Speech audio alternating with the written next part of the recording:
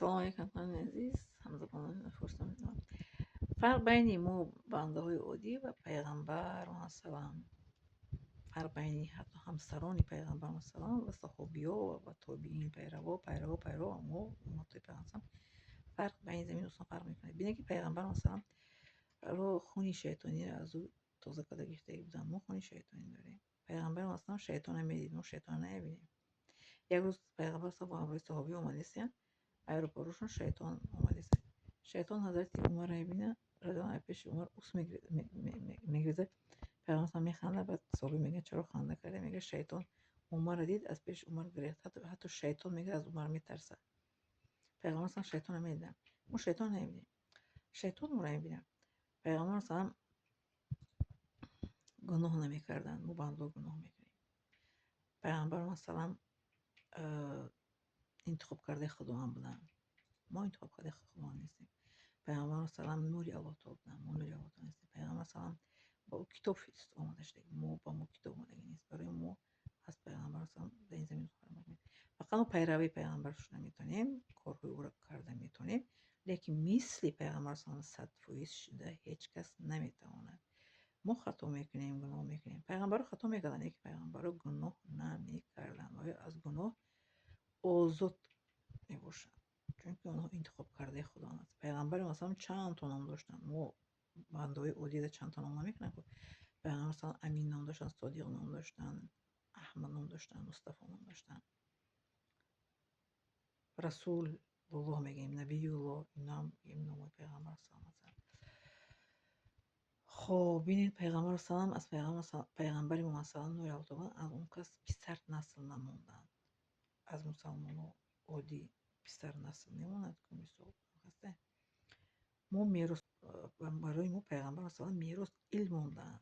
علم یعنی که قرآن رو موندن که بگیرید و بخونید به قرآن. که در پیغمبر سلام در حیات 4 مرتبه عمره کردگان، یک مرتبه حج کردگان. با هم حج ویدو نمیگن.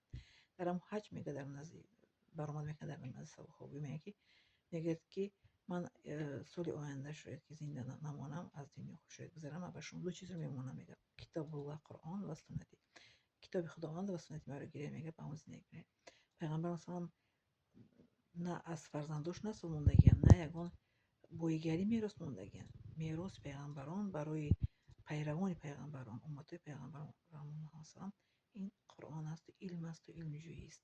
قرآن و سنت است، یعنی خواندن، فهمیدن و اثبات کردن. ما میراث به علما و شاگردان مثل که نه به شما مثل معلوماتیم، میراث ما مثل به آینده های آدما علم میشه، به فرزندان مثل به شاگردان. بویگری نداریم. بویگری عالم میشه که پل میراث میمونن. آدمای دانشمندها پل ندارن، علم دارن. علمشون میراث میشه برای چی میگن دانشمندا برای شاگردان میتین صدقه جاریه میشه. برای بس از سرشون میسه در زندگیشون هم میسه ثواب صدقه جاریه میشه. برای همین یعنی که ما از پیغمبران سلام بینید که از پیغمبران چقدر میسه فرق میکنیم. نسبت همسراشون هم میسه ما زنهای مسلمان فرق میکنیم که زنهای پیغمبران سلام پس از مرگ پیغمبر محمد صلی الله علیه و کسی اونها رو بدن گرفتن نمیتونست. از زنهای عادی مثل که باید از شوهران گذاشتن که کسی که میخواد بدن نمیگیره. آنها بعد به محرم مثل توقع یکون جو رفتن یا اجازه نبود. یکی زنهای مسلمانی بوده علمو با اجازه میتونن که مثل که گروه وقتی میتونن که حج روان مثل یک زن شوهر مثل چی میشه مثل همراهشون میشن.